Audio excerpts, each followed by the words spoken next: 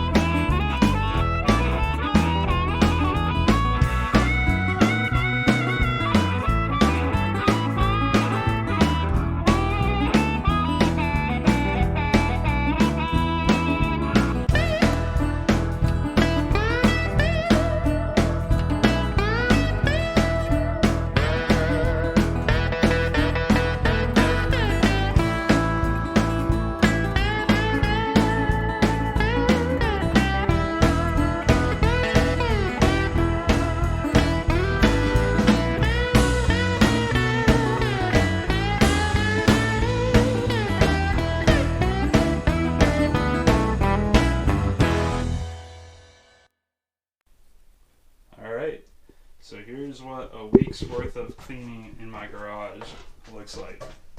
Coming down the stairs into the garage, we come to our workbench, toolbox, and welder setup. Finally got all of that organized and usable. I've got my grinder and miscellaneous things up top, followed by all of my hand tool storage and all the cases for things in case I need to grab something and go.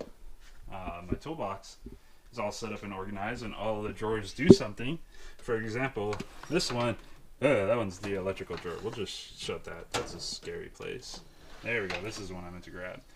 This one's got all my drills and taps and machining stuff, and then I've got, of course, the necessity, the handbook for when I don't know what I'm doing, which is most of the time, let's be honest. And then we've got a little welder. It's an Eastwood TIG with an Eastwood plasma cutter. They came in a combo. Super happy with them. They do everything I need them to do. Not sponsored, just really enjoy the welder. I got all my wood and plywood storage right next to my 1970 Datsun 240Z. Then I've got my on stair and under stair storage. Got all of my belts for my grinder lined up by grit. Empty fuel canisters. Underneath in that abyss is my steel storage for forging. And then it's kind of a mess, but I actually know where everything is, and there is some form of organization to it, which is better than before. The next thing I've got here is my new drill mill. It's going to be the star of future videos of me breaking in mills and learning what the heck I'm doing on it. I'm looking forward to that. Got my welding equipment hung up on these little hooks I forged. They're super useful. Don't know you love them until you use them. Then my blacksmithing area here. Got my anvil set up. These are my most recent knives I've forged. Just kind of playing around, learning what I can. This one was a stock removal knife. It was the first one I ever tried, and never really finished.